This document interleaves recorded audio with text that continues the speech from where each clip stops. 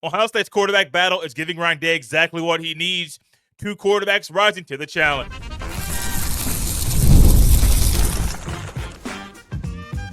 You are Locked On Buckeyes, your daily podcast on the Ohio State Buckeyes. Part of the Locked On Podcast Network, your team every day. Welcome in, Buckeye fans, to your Monday edition of Locked On Buckeyes, which is your daily Ohio State podcast, part of the Locked On Podcast Network, your team every day. I'm your host, Jay Stevens, veteran sports talk host, delivering passionate coverage about your Buckeyes, and today's episode is brought to you by Monarch Money. Take control of your finances with Monarch Money. Use code LOCKEDONCollege at monarchmoney.com for 50% off your first year. During today's show, we will dive into the fifth wide receiver that has committed to join Ohio State's 26th class, as well as what makes this year's quarterback battle unique. But first, y'all, it's hard to believe we are on the eve of 2025's Big Ten Media Days as Ryan Day, Jeremiah Smith, Sonny Styles, and Caleb Downs are set to represent Ohio State at the annual event. And all four of these men are going to have to answer questions and kind of filter through some stuff regarding who is going to be Ohio State's starting quarterback this year. Will it be Julian Sayin or Kienholz? Both guys have been competing all offseason. Ryan Day says the battle is neck and neck. And while it is neck and neck, Ryan Day demands some things that he needs to demand from these two guys, and I believe they've been showing it all offseason long. It is their desire to compete and to rise to the challenge every single day while competing to hold the title of QB1, because it doesn't get much better than being the starting quarterback at Ohio State. And when you know that is such a prestigious honor to hold, it might spook you out a little bit. I mean, the lights might get too bright in the shoe when you're out there playing the football and you're saying, man, I'm the starting quarterback. There were 100,000 plus fans yelling my name, cheering for me. This pressure is a lot. And some people might fold under pressure. Well, there may be somebody else out there that goes up there in that same environment and they say, oh, no. I'm ready for this. Y'all, this is my kind of stage. I'm ready to go out here and show off what I have and to let this offense flow for all four quarters right here on a Saturday. And those are the things that Ryan is looking for. Do you shy away from competition or do you embrace it? And if you're going to be the starting quarterback at Ohio State, you must embrace the competition every single day. I don't care if it's a quarterback that you look out there and you say, well, he's a 5-star, I'm a 3-star. Or he's the number 2 quarterback in the class and I was only number 15. I don't care about none of that stuff. You go out there every single day and you compete to battle and you compete to win the job. Because while the other quarterback may have the higher accolades via the recruiting rankings, you might be the better quarterback for this team on the field, which is what matters. So don't look at the quarterback rankings and don't look at the recruiting databases. Don't look at any of that. Let your eyeballs tell you who is the best man for the job, while also following through with some of Ryan Day's demands for the job as well. Ryan Day is demanding the same thing from these guys that he demanded of Will Howard. On 4th and 2, can you get 3 yards? It seems like an easy concept that if you need 2 yards on 1 down to move the chains, it seems like it's an easy thing to do. It's easier said than done. It's not very easy. But what did you see from Will Howard a year ago? There were times that Ohio State on 4th and 2 needed to get 3 yards, and they got 5 or 6. Why? Because Will Howard knew how to run the offense on that play, to use his body, to use his arm, to use his brain to keep the chains moving. And that's what Ryan Day is demanding of these quarterbacks, along with rising to the challenge. I think that they go out the 4th and 3 thing or 4th and 2 needing to get 3 yards. That's one of those concepts that a lot of coaches may talk about, but they might not talk about it as much as Ryan Day, because I heard it a lot last year from Ryan Day, where Ryan Day was talking about this very thing that he mentioned over the weekend at a camp that Ohio State was hosting, where Ryan Day used his own statement in regards to when it's 4th and 2, are you going to get 3 yards? I'll read Ryan Day's statement about this very topic. Quote, when it's 4th and 2, are we going to get 3 yards? Getting guys to play well once we get in the red zone, like making the throws that we need to make in the red area, making decisions on when to throw the ball away, taking care of the football, maybe taking a sack when we're not going to force the ball into coverage so that we might have to punt. As hard as that is, play great defense, get the ball back and go score like that. To me, it's how you win games. It's making great decisions. 3rd down, 2 minute. And so You just don't know until you get on the field and play. I thought there was some really good growth this spring, but we'll see. We'll see where this thing goes, end quote. And not only is he talking about 4th and 2 and needing to get 3 yards, he is discussing what it takes to win. Some of the stuff is on defense. Some of the stuff is on 4th and 2 or 3rd down or the 2-minute. Those are all things that you can try to figure out in practice. You may try to script certain things to put some quarterbacks in some dangerous situations to see how they handle them and see how they respond to adversity in practice. But you truly don't know until you get on the field. But I think for Ryan Day, one thing that's very interesting for him in this year, he is entering his 7th year as being Ohio State's head coach. And this is his 4th QB battle. I'm throwing away the 2019 Justin Fields thing because there was absolutely no way Chase Chugunov or Gunnar Hope were going to start over Justin Fields. Not at all. So if you look at 21, 23, 24, and 25, Ryan Day's had a lot of interesting time evaluating quarterbacks sometimes in a competition in multiple years, like he did with Devin Brown. While he is doing that, he knows with this guy, I can push this button, but I can't push it with quarterback B because QBB does not respond well with that. QBB responds well with this other tactic. And Ryan Day knows what it takes. He knows the limitations he has currently in practice. He knows how to maybe tweak things a little bit entering year 7 with this being his 4th QB competition to really figure out what someone's made of. Not only is this his 4th QB competition, it's truly his 3rd in a row because 23 was McCord and Brown, 24 was Howard and Brown, 25 it was Sayin and Kienholz. And I'm putting that one there, Howard and Brown in 24 on purpose, still there because Will Howard wasn't really impressing like he did in fall camp during the spring in 2024. It was really eye-opening mark about Will Howard. Not saying he was a bad quarterback, but when you go from K-State to Ohio State, baby, your internal clock got to go faster than it's ever gone before. Because when you're at K-State, you're not playing with the caliber of athlete that you are at Ohio State, or caliber of receiver. I'm not gonna say these guys aren't athletic at Kansas State. Because trust me, there are some freaks of nature at every single school around the country. On every football team, there's some dudes out there that are freakishly athletic. So yes, at Kansas State, there were some guys that were freakishly athletic, but the caliber of receiver, Cardinal Tate versus the number 1 receiver during Will Howard's last year. No, not the same thing. Plus, Cardinal Tate's a number 2 at Ohio State, number 3 last year, but he'd be a number 1 receiver at almost any other school in the country. I mean, he's not at Ohio State, but he's also running with Jeremiah Smith, who is truly a generational talent. If you go to Big Ten Media Days, or if you're watching Big Ten Media Days, and you hear a question about someone rising to the challenge in the quarterback battle, and Ryan Day kind of shies away from it or says something that's a little iffy, you might be concerned because you don't want a quarterback in this to lead Ohio State this year that's not embracing competition. Because if you're shying away from competition now, what are you going to do when Texas comes to town? What are you going to do when you have to go to Seattle, Washington to play the Huskies in a very, very hostile environment? It's sneakily hostile because, one, it's the old school Pac-12, but 2, it's in the Pacific Northwest, which to some people is like a foreign country. Not literally, but most people in America, especially in the Midwest, don't go out there to go on vacation. I want to. My wife and I have talked about going out there at some point. Maybe we'll go to a Huskies game because we love the college ball too, but that's a tough place to play. Or when you go to Wisconsin at Camp Randall, which is oddly a weird place to play for Ohio State. The stadium and the games are always tough. No matter if Wisconsin's about to go to the Big Ten championship or they're really struggling, it's a tough place to play. Ryan Day has to figure out things right now. Ryan Day is demanding a lot of things from these guys to rise to the occasion, to the challenge, to figure out on 4th and 2, can you get 3 yards? He's not saying how you get the 3 yards. He's just saying, can you get it?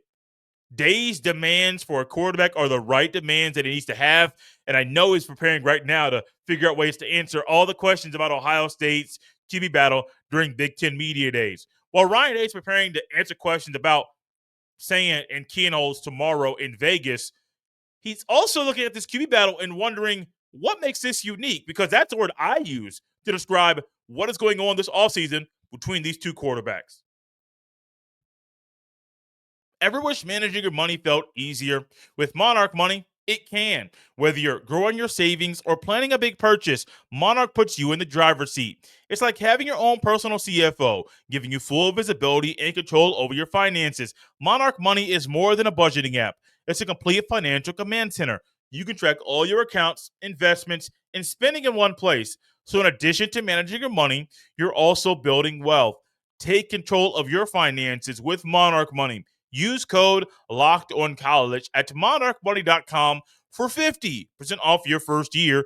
That's monarchmoney.com. Code Locked On College for half off your first year. Thank you all for tapping into Locked On Buckeyes and making this show your first listen of the day.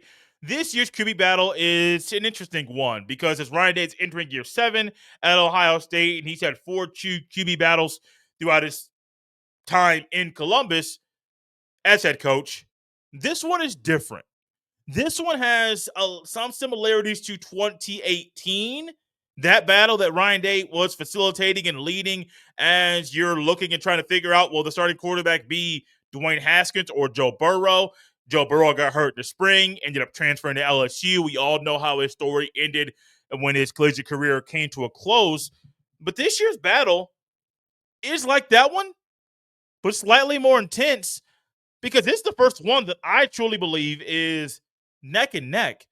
Because if you look back at what the battle was in 2021 between Stroud and Jack Miller III, who since transferred to Florida, and I don't know where he went after that because he did not have a good career there playing for the Gators.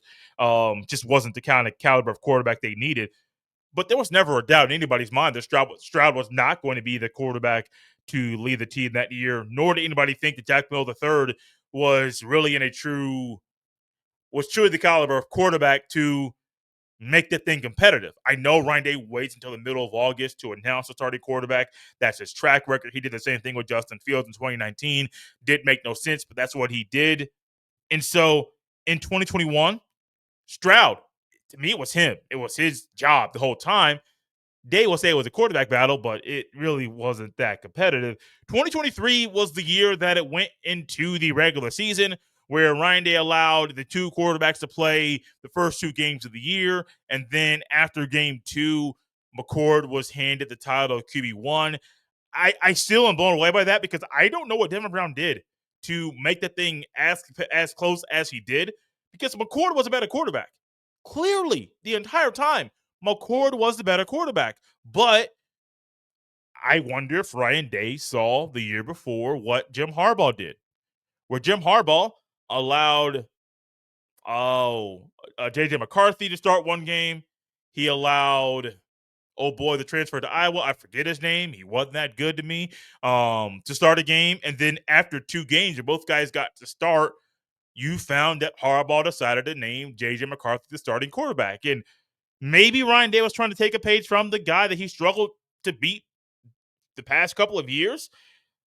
I don't think that was wise, but that's what he did. Kyle McCord won the job, was honestly a better quarterback than a lot of Ohio State fans gave him credit for in year 1. When you look at his numbers, look at his production, look at the record, look what he did on the field. You're thinking, like, is he Stroud? No. Is he Fields? Absolutely not. Is he a worthy starting quarterback in college football? Absolutely. And then last year's QB battle, I think, was only because Howard was a little bit slower to pick things up with the pace Ohio State plays at and the speed Ohio State wants its offense to run. If he didn't pick it up slowly, it'd be just like 2021, where you may try to say it's a battle, but it's truly not one. This battle's going to be close. This year's QB battle is going to be very, very close. Sayin is the favorite to win the title of QB1. I have said Sayin's going to be the starting quarterback all off season long. But I think Kienholz adds a different wrinkle to Ohio State's offense that Sayin can't provide, that Ryan Day should lean into. I think the mobility that Kienholz has, and in being a 3-sport athlete in high school, being all-state in multiple sports in high school, being able to be the athletic freak at quarterback, but also being able to sling that ball all around the yard, I think that it's something that Ryan Day and Ohio State's offense should lean into if they didn't have a quarterback like Sayin competing for the job, because I think Sayin is just a next level thrower. He has the ball comes out of his hand a little bit different. There's a certain look that you see when the ball pops out of his hand that you don't see when Kienholz is there.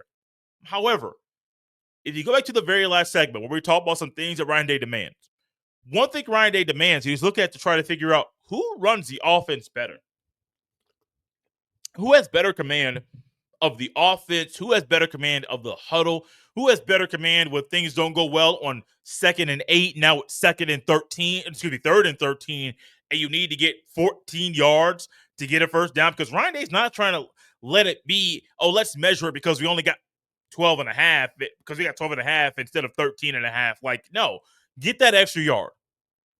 Just like A to B plus 2, the same thing that happens. You go to the echo of the whistle, maybe you keep going. Well, Ryan Day's trying to make sure when it comes to a first down, you have an extra yard. So even if they bring the chains out, the referees kind of look foolish. Like, how do we miss this with our naked eye when it was so obvious that this was the first down? And this is what Ryan Day wants from the quarterbacks too. As these guys embrace competition and as this year's battle is very, very unique, he is trying to figure out who commands the huddle better, who has the better command and control of the locker room, who responds better to adversity. You can try to mimic some of that stuff in practice, but you truly don't have an answer to some of those questions until you start playing Texas.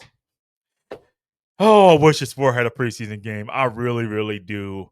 I don't know what is going to happen. I don't think it'll happen until the conferences are governed with the sport. Not just the conferences, the sport is governed by a central body.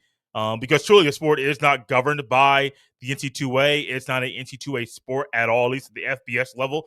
The issue is the NCAA still has to. There's eligibility that goes to the NCAA, and there are some rules and regulations that go through the NC2A. But the scheduling is all up to the conferences, the TV networks, the postseason. The sport is ran by the conferences. It's not ran by the NCAA. When people say break off from the NCAA and run their own thing, I kind of laugh and or scratch my head, because in reality, the sport's already, I say 98% or 90% broken off from the NC2A. The part that is still held on isn't the issue at all. It's not. It's not the issue with this sport. The issue with this sport is people that are running the conferences aren't on the same page, and they're worried about the institutions that they are leading every single day, as they should be. My wife and I have a son. I talk about him quite a bit. I ain't worried about somebody else. No. If somebody comes to me, tries to influence me with something, may it be a home project, or may it be, hey, buy a new car, I ain't got to make the decision that is best for me in this household. I ain't got to make no decision based off of somebody else's influence. No. Me, my wife, and my son. Those are the decisions, people that I have to think about when making a decision. It's the same thing with these conferences. Tony Petitti, I ain't mad at you for trying to stay in your ground and say, no, we're not going to get off the 4 automatic qualifiers until the SEC plays 9 conference games. That's not a bad idea at all. I don't think they're going to do that because they're trying to get us to believe something that I don't think they believe everybody believes, but that's the way the cookie crumbles. I believe when it comes to this quarterback battle, it is very, very unique. I think Sayin and Kienholz bring something different to the table while still being able to run the offense very, very well. I think Sayin's command of the offense and command when he's on the field, that showed up in a big way to me during the spring game. Well, that was big during the spring game. I think it'll be even bigger when Texas comes to town week 1 and Big Noon is broadcasting that game. While Big Noon is broadcasting that game week 1, there are going to be some things that Ohio State was celebrating recently as Brian Hartline found a way to add a 5th wide receiver to Ohio State's 26th class.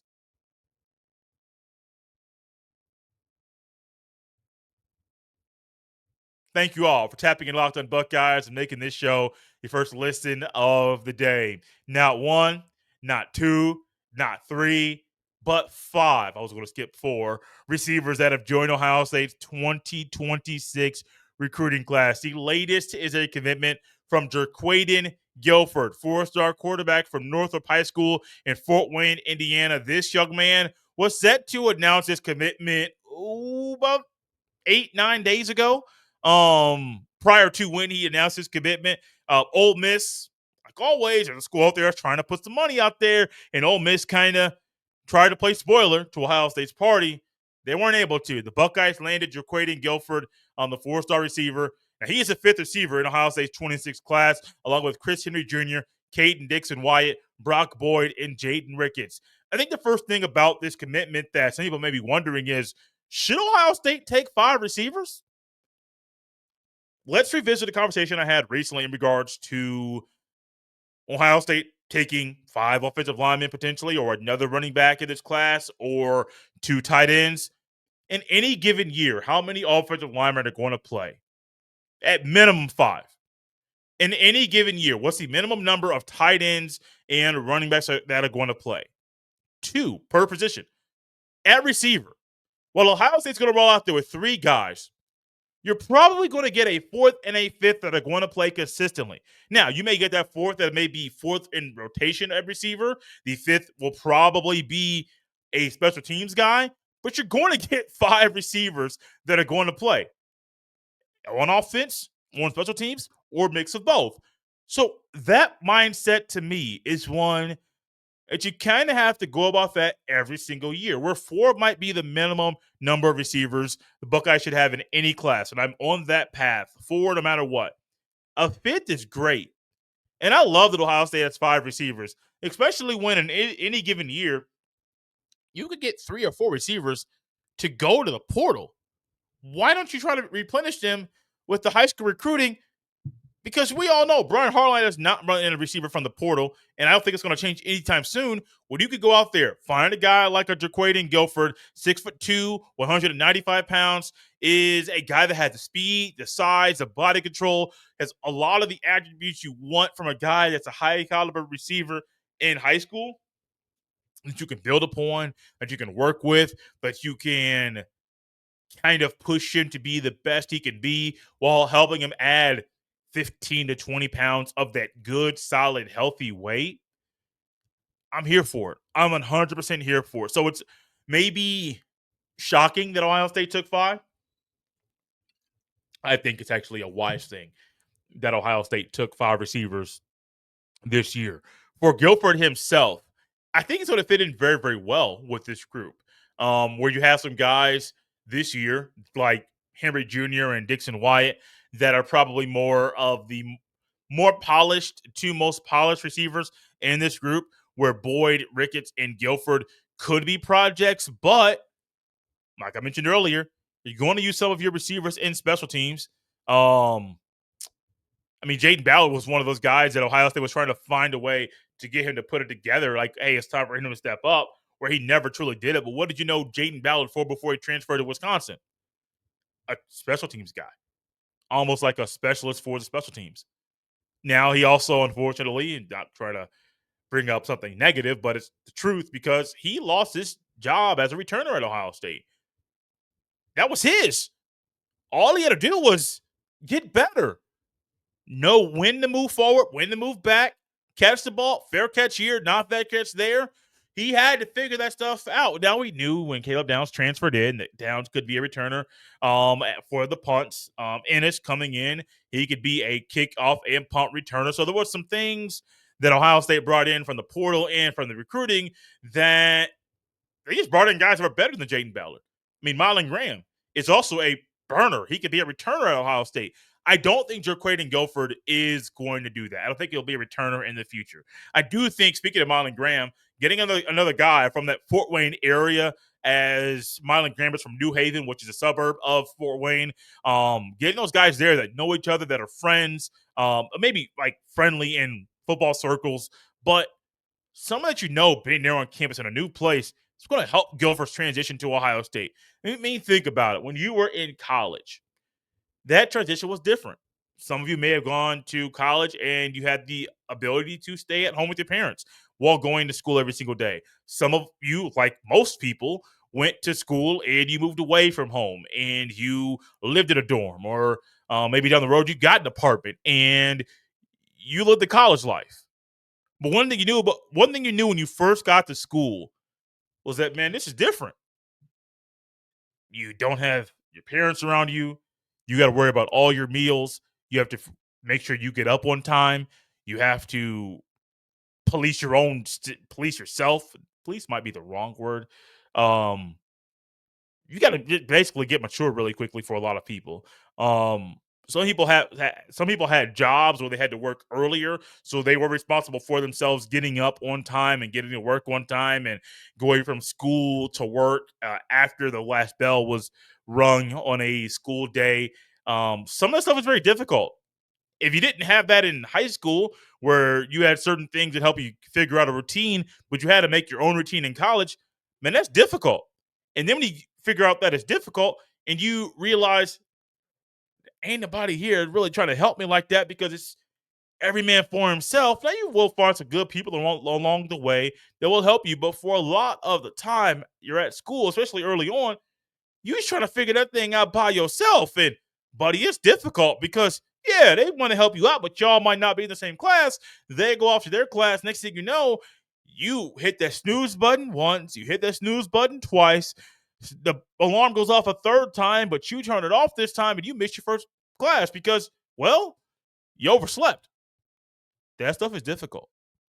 Think about an Ohio State player, because that's you and I when we went to college and we had to figure things out by ourselves. For an Ohio State football player that's, let's say, a summer enrollee, summertime, let's stick with that path. You're a summer enrollee, you're coming to Ohio State in June. What do you have to do? Figure everything out when everybody else around you, for the most part, has already figured it out. Make sure you're up on time, figure out what you're going to eat, figure out your sleep schedule, figure out your rehab schedule, figure out your body maintenance schedule, figure all those things out yourself. Now, there's going to be guidance along the way, but you have to make it up in your mind that you want to do that you can do that. Because if you want to be at Ohio State, but you're struggling to make practice on time, you're struggling to make the study table on time, you're struggling to go to the training table. If you're struggling to do a lot of these things on time, Ryan Day is going to know that. Your position coach is going to know that. The people around you that's supposed to be helping you every single day to advise you to make the right decisions, they're going to know that. And that tradition is going to be very, very difficult. So for Jerquaden Guilford, I think he does provide a different, unique body type to Ohio State's recruiting class. His size, his speed, his body control is one thing that Hartline was gravitated towards, as well as something he can build upon. And I think moving forward, you're going to get Jerquaden Guilford along with Ricketts, Boyd, Dixon Wyatt, and Henry Jr. to be the group that may continue to push things and push the envelope to where there may be some older guys at Ohio State that see this class come in and they say, oh, are they jumping me in the depth chart? Well, that older receiver might say, no, they're not going to, but based off the things you have done with the group that you're coming in with, they may say, oh, man, they aren't going to jump me in the depth chart. I might have to go to the portal. Why? Because Hartline's doing things his way. He continues to push the right buttons, and anytime Hartline pushes the right buttons, good things happen. It happens on the recruiting trail. It happens on the field with Jeremiah Smith, Carnell Tate, Brandon Ennis, Bryson Rogers, Marlon Graham, even Quincy Porter, who just got on campus. Just speaking of guys this year, as Hartline continues to push the edge and to do things his own way, his formula has been successful. His formula works. And we see his formula work to perfection once again, landing a commitment from four-star quarterback Jerquaden Guilford. Thank y'all for tapping Locked on Buckeyes and making this show your first listen of the day. For your second listen, check out the portal, because my guy Brian Smith has the latest rumors, portal entries, and signings. Be the most informed fan on the rapid changes to the college football landscape. Find the portal and Locked on Buckeyes on the YouTube or wherever you listen to podcasts. You can follow me on any social media platform or jstevens07. Send every email to jstevens317@gmail.com. This has been Locked on Buckeyes on a Monday. We'll see you next time.